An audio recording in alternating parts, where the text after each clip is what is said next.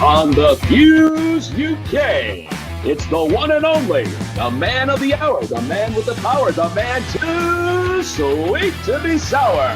He is your friend. He is my friend, but he's not the friend behind the person standing behind you. Luke Hughes.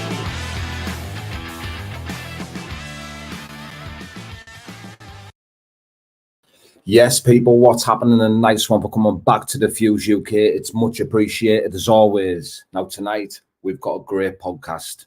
It's a rematch. Some might say a grudge match. Will it be repeat or revenge? On June 21st in Hollywood, Florida at BKFC 62, we find out. Jared Warren versus Jomi Escobozer. They put it all on the line once again in a rematch. We've got Captain Deadpool in the background now. Here he is. Jared Warren, what's happening, brother? What's up, man? Good to see you, bro. You too. So I see one quick adjustment we got to make right off the bat at the bottom of the screen here. It says the interim light heavyweight. This is for the full belt. This isn't interim. Oh, is it not interim? Yeah, because Lorenzo agreed to vacate to be able to fight for the heavyweight belt. So it's for the world title. Oh, I'll do that right now as we speak. There we go, brother. Apologies for that. That's all right, man. It's just last time it was for the interim belt, but this time it's the real deal. So are you in camp now? Yeah, absolutely.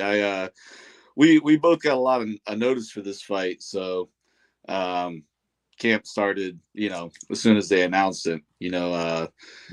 Feldman had talked about it on the Bare Knuckle show with Brian Sosha.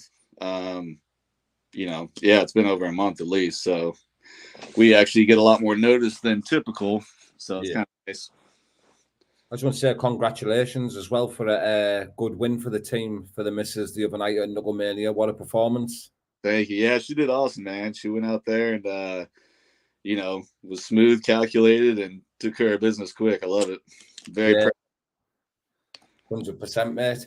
Would you say that Jomi's the hardest challenge they could have given you in the light heavyweight division? Yeah, man. I think the fight makes sense. You know what I mean? Like after his soul loss to me, he had a couple good wins. I think they're fair wins. I don't think it was anything like, I know one of them went to a decision. It was kind of close, but I still felt he won. You know what I mean? So I like it. So I think the fight definitely makes the most sense of anybody that's out there right now. Yeah, and would you say, obviously, the fight you had with Jomi, the first fight you had with him, would you say that was one of your hardest tests to date? No, it was just one of the longest fights. Most of mine tend to end in the first or second round. But that one ended up going the distance. But I still won every round. So it was just a different style is all. Is there any beef in this fight between you and Jomi? Has there been anything? I know there's been daft little statuses like over as time's passed and things like that, but is there any genuine beef there? No, not on my side, man. It is just business to me, and again, I think the fight makes sense. So I'm happy about it. I'm happy to be fighting for the world title finally. But no, as far as anything on a personal level, I don't have any real beef with the guy. I must say, Jared, you were one of the most laid-back fighters that I've interviewed. Like in all the fights, you seem so calm. You never get angry. You're so cool, calm, and collected. Where does that come from? Honestly, I think it comes from confidence in your ability and stuff, and my personal take on fighting, and a lot of people keep the same mindset as. When you start getting angry or emotional, you start to make more mistakes. You know what I mean? I feel like I'm at my best when I'm in a relaxed state. You know what I mean? Just going there with a job to do. And, again, I don't have to make it personal or take it personal. The only time I feel like I personally made some mistakes is like when I was too much looking to, I wanted to physically hurt the guy. You know what I mean? And anytime I've looked back, I'm like, man, what was I thinking? You know what I mean? So I try and keep a cool approach with it. Do you think in this fight coming up, you'll see a totally different Jomi in there? I mean, I hope so. His last couple fights, again, he won, and I'm not trying to dog him or anything, but they had a little less action than I would hope for as as a viewer. You know what I mean? Like I was Coming around now. I'll just add him in. Yeah. Yes, Joe. You all right, mate? What up? What up? What's up? I just asked Jared there, do we think we'll see a different Jomi in this fight? And he was just, I don't know if you caught it in the background there. I just don't know if you want to just finish what you were saying there, Jared. Oh, no, like I said, he, I think he won those last two fights fair and square. I haven't seen a lot of adjustments since our fight, but, again, if it's working for him, keep it up. Yeah, sweet. Is camp started for you, Jomi? How's things, pal? Everything's good, just training hard, just constantly training. I feel like, the last fight I felt like I didn't even fight the last fight. So it's just like a constant training camp. Like the training camp never stopped. So, we're just ready, man. I'm ready to go. We on the big stage now, and for the belt, it's only right. Yeah, Jared corrected me when he come on the podcast. They had written on the bottom for the interim title. It was like, oh, well, before this starts, we take that interim out. Yeah, man, it's for the real shit, man. It's for the real title. Yeah. To see who's the top dog at 85, man. And it couldn't have come at a better time, honestly, with the whole, McGregor announcing that he's a partial owner.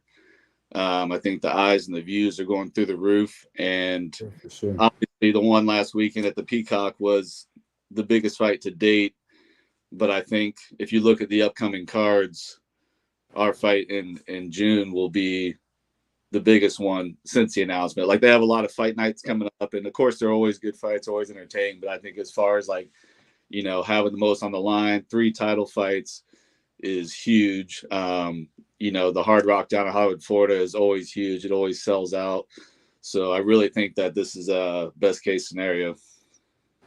Yes, with the McGregor thing as well. Like, it's a massive thing because the slightest thing that he does, even just to share to his story, can change a fighter's life, can't it?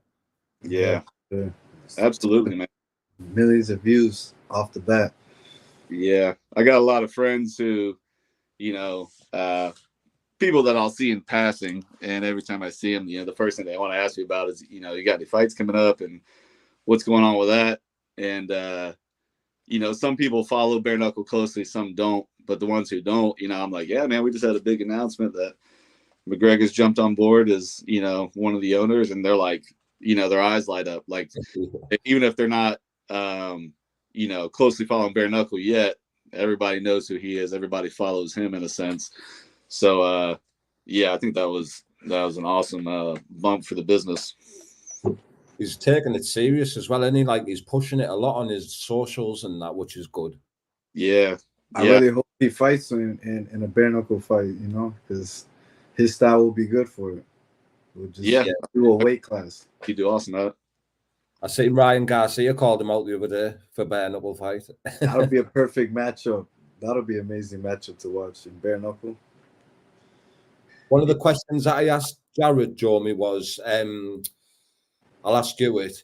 Is Jared the hardest fighter could have give you in the light heavyweight division to fight for the belt?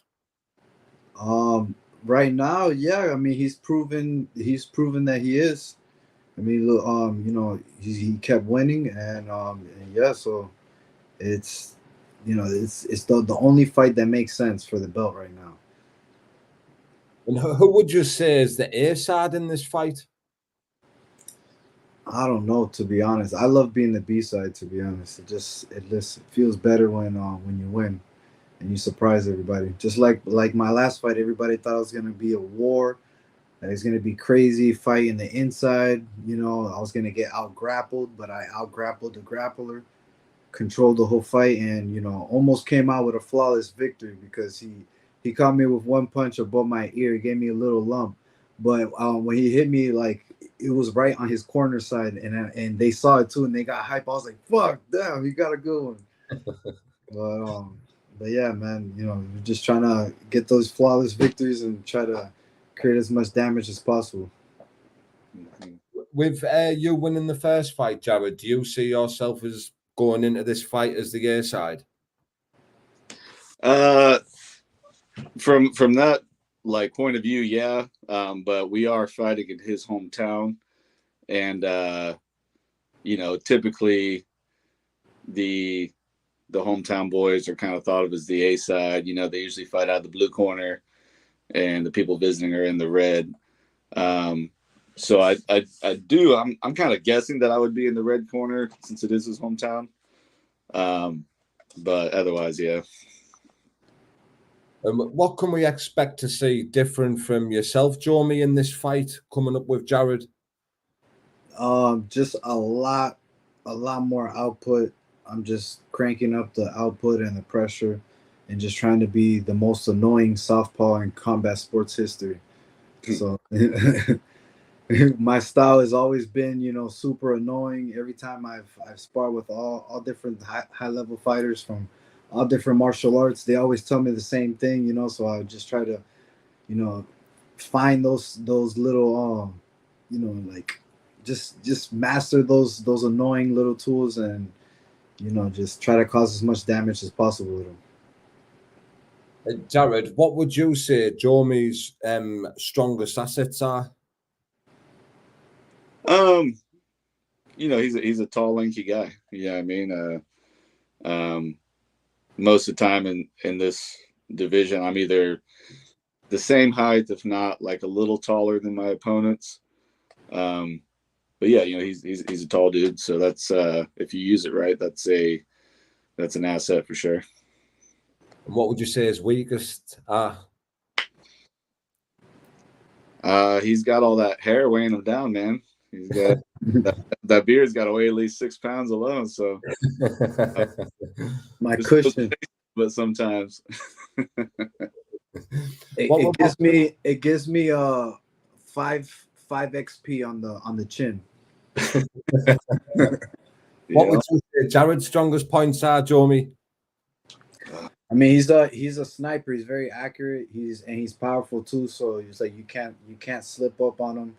So yeah, he has a very strong left, and you can't sleep on him because he takes advantages of your mistakes.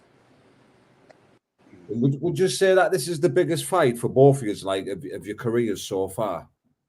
Yeah, for sure, for sure. Yeah, absolutely. It's on the biggest stage for bare knuckle, and it's the top. Like you said, it is the world title.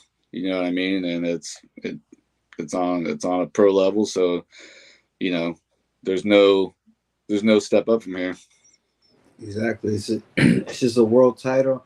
I'm trying to chase history and bare knuckle and be the first to get or what is it? 2 of these, world titles from 2 different promotions, and to be the closest thing to a unified or undisputed champion. But yeah, it's a huge fight. I feel like it's the biggest fight for both of us.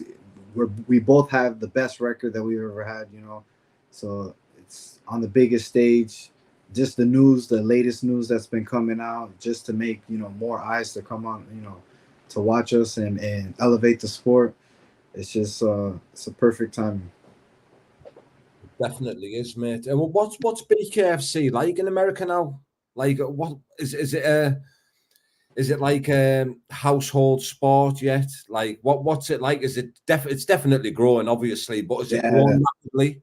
Yeah, I feel like it's growing rapidly because just in working in real estate, and sometimes I do Uber, and a lot of people know about bare knuckle, and they get excited about it and stuff like that whenever there's fights down here. So it's definitely picking up steam. Like it's the fastest growing combat sport right now. So yeah. Yeah. What's it where you are, Jared? Yeah, man, it's huge. Anybody who knows bare knuckle, they've always heard of BKFC. You know what I mean? I think some of the other organizations haven't gotten, as well known yet, but they all know about BKFC. They recognize like your shirt, the yellow fist, that's starting to become a thing. Yeah. And in my world, it's just become such a part of who I am. Between me and, Crystal being a fighter too, that's just like what our lives revolve around. So it definitely comes up in conversation, all the time. Regardless of what I am, what I'm doing, like it seems to become a thing. And I have a lot of friends who are, MMA fans and stuff. And even though that was like their kind of first love, they're like, dude, like I love watching the UFC, but BKFC is the most exciting sport. You know what I mean? Like they're not one of the same, two totally different things. So you can like one and still appreciate the other. And people are really catching on to like, shit, you don't really have to know much about fighting to go and enjoy this. Sometimes in MMA, like to the lay person, all the grappling stuff is pretty, boring because they don't necessarily know what's going on down there, and you got to kind of have somebody kind of spelled out for you maybe to really appreciate it. But it doesn't take much fight knowledge to understand and enjoy the other guy getting cracked in the face and split open. You know what I mean? Like it's fun for everybody. Yeah, every time I speak to David Feldman, we talk about it. Like bare knuckles, just different. Like, and definitely when you're there live at the event, it hits even more, doesn't it? It's just cold in it. Like you got the fighters warming up in the changing rooms. The other fighters are coming in cut a bit, and the other. You know what I mean? You know what to expect when you go out. It's just cold, man. It's really cold. The bare knuckle. Yeah. Man. I don't know. Like, it feels like we got like microphones on our fists, like when it's a live event and someone gets cracked, like it's amazing how loud it is. I mean, it's fucking awesome. Yeah, like even like the body shots, they seem to echo the arenas out, don't they? Yeah, I remember landing a body shot in my first fight in BKFC on Zion at the end of the third round, and everybody that came out to see to see my fight, like all of my people in the way back in the bleachers, they were like, damn, yo, that body shot echoed from all the way up here and shit. I was like, oh shit. That was a good shot because obviously I was watching that one too, just because Zion's first fight since me, and yeah, I remember you kind of already had him like kind of bent over and stepped out on it. It was a nice shot. Bro, but what I hated about it is if you look at it on film, I literally landed that shot with only 1 foot like on the floor. Like I was so wild with it that I didn't have both feet planted on the floor and like hit him with like full power. It was like maybe 60%. I was just like, damn, I didn't even hit him for like full blast. And then instead of doubling it up, I went for an uppercut and he just kept falling backwards and I missed. I was like, oh fuck, round ended. But does each fight seem to get easier for you? With like, I know fighters don't say that. Most fighters say they don't get nervous, but does each fight get easier as it go on now? You've had a fair few fights each. Yeah, go ahead, man. I think so. Just because I'm constantly like elevating my training, adding new technology to it, and just finding different ways to break my limits. I'm kind of like that Goku mentality where it's like I want to keep leveling up, finding a new form, like keep leveling up and keep adding new things from new different martial arts and different trainings. What about you, Jared, mate? Yeah, man, I feel like in general, regardless of what sport it is, that experience is if I got two guys that are fighting and one's got a few fights under his belt and one's the debuter, most of the time I'm going to lean towards the guy who's got a few fights under his belt for the win. No, either of them.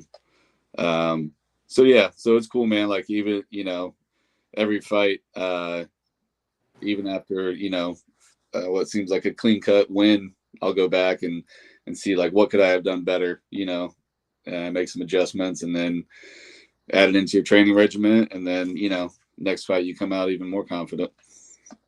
Yeah, definitely.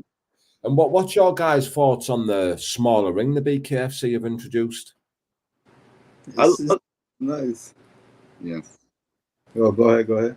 I was gonna say, I think it makes sense for them doing it. With the prospect series and the guys who are a little newer. So it does kind of force the action a little more.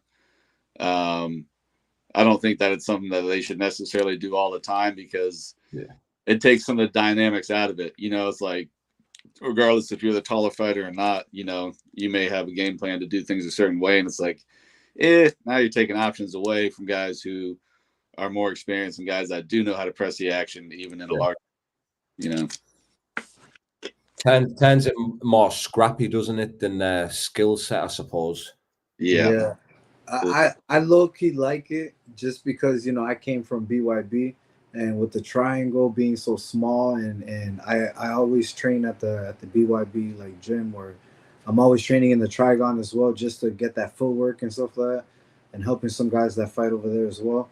But yeah, man, I don't know. I just like sometimes I like the small space. I feel like it's perfect for like the prospect series or like a fight night, the way they're doing it now. And then for like the bigger shows, you bring out the big ring. So when you make it to the bigger shows, it's like, it's like everything is just it's just like bigger. Mm-hmm. Yeah, and obviously the previous light heavyweight champion, who's just vacated the belts, went up to heavyweight and he fought Mick Terrell for the heavyweight championship. What was your thoughts on that fight? For me, it went how expected. I mean, not the way it ended as far as his arm getting snapped, but I did expect Mick Terrell to retain his belt. And I even put it like, for those of you guys that don't know, like Ed Cap runs the portion of the BKFC app with all the articles. You know what I mean? He's the guy that always contacts us for that. And he'll usually ask me pre-fight for anything big coming up, if I want to put out my predictions, you know. And if you go back and look at it, like he usually asks like 6 or 8 of us per article he'll have up. Yeah. And I was the only one that was picking Mick Terrell to win out of the group. But, my thoughts on it at the time was like, a lot of people thought that Arnold Adams was going to beat him in the rematch, and he surprised a lot of people. And he surprised once. I was like, I think he's going to surprise you guys again and keep his belt. And, ultimately it went down. He did an awesome job. Yeah, definitely. What was your thoughts, Jomi? Man, it's unfortunate, man. It's unfortunate because I felt like, he would have got back up and still fought and until, fought, on the Shield. But, yeah, it's like, I don't know. I felt like it could have went either way, depending on who established their style first. But Mick Terrell did a very good job of like controlling the distance. That was one thing that I was just like up in the air about who can control the distance, because we all know Lorenzo's explosive, and if he gets in, he's faster. That he'll be faster than most heavyweights. But yeah, Mick Terrell definitely kept his distance, and then he did what he said he was gonna do, put his weight on him, and he used that with the uppercut, and and then it's just unfortunate that when he fell, sucks, man. Yeah, it hurts my elbow. I'm just like, oh man, damn. Nasty. Maybe it was because of like all the weight that he put on too. Just like all the force in him. Just sucks. Yeah. Man. Speedy recovery. Hopefully he comes back quick. Yeah, 100%. What can we expect to see from Jared Warren at BKFC 62? Same thing you always do, man. That come forward, calculate aggression, and I'm not going 5 rounds with Jomi last time was fun, but I usually say we don't get paid by the hour, so the quicker we get out of there, the better. So let's make it a firefight. What about yourself, Jomi? Just flawless victory, man. We're trying to keep flawless victories always. The main thing is hit, don't get hit, throw more, and land more punches than my opponents. That's always my goal. And yeah, man, just try to make it pleasing for the fans. what's the name? Hopefully, Big Dan doesn't ref us and be like they're booing you for a reason because they. Oh man, yo, that shit was hilarious, bro. Oh man, because Isaac kept grabbing me, right? And then Big Dan kept like complaining to me and stuff like that. I'm just like, bro, he's putting his head there. And then even Isaac told him, I was like, no, it's my fault. It's my fault. But when he separated us in the third round, I started putting my hands up because everybody was booing. Big Dan said, come on, man, they're booing you for a reason. I was like, oh, come on, Big Dan. And I had to throw like a 14 punch combination to finish the fight but I was like, damn, dog, that should turn me up. I was like, oh, man. It was too funny.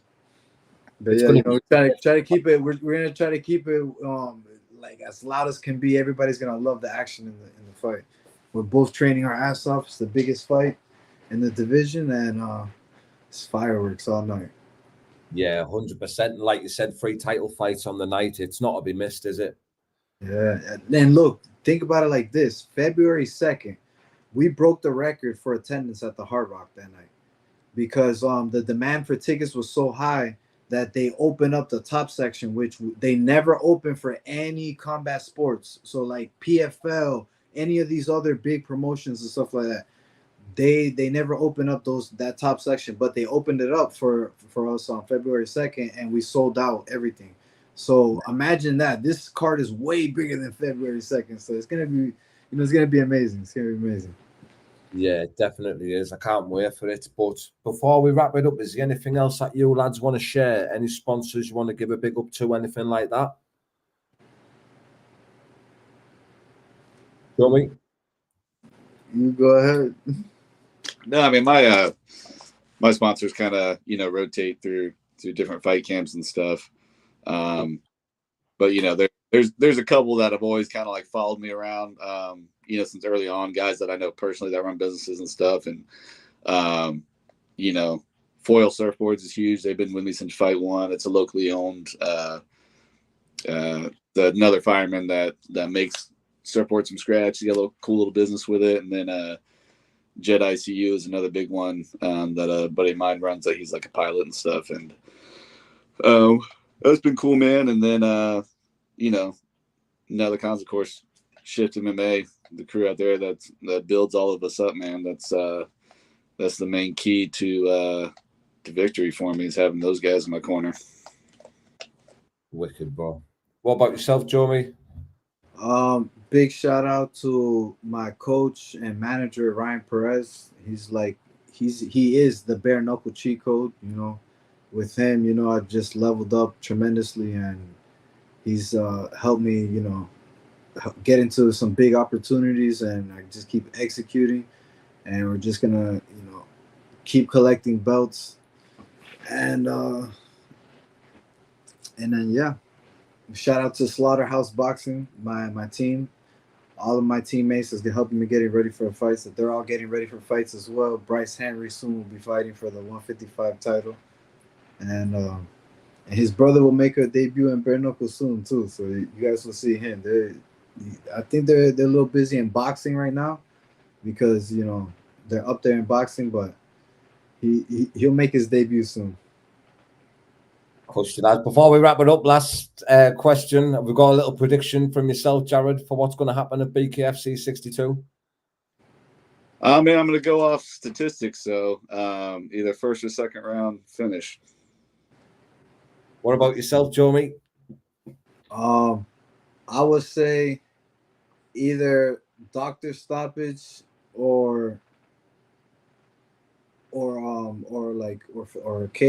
like either KO or don't make the count, or doctor stoppage by the third, fourth.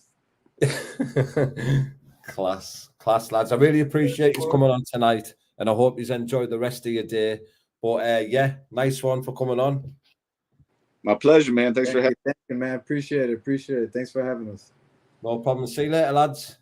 All right. Guys. Bye. Yes, people. Jared Warren, Jomi Escobozer, 2 great lads, 2 great fighters. I'm going to put the social medias in the description of this video. Make sure you go over there, follow these guys on the bare knuckle journey. And this fight is going to be amazing. BKFC 62, Hollywood, Florida. Let's get it. Download the BKFC app now. This podcast was sponsored by RST Transportation and Recoveries and Noir Boxing. Thank you very much, guys, for the sponsors and also supporting the Fuse UK from day one. Rick Doughty, the main man. You know you are, brother. Big old Ricky, lad.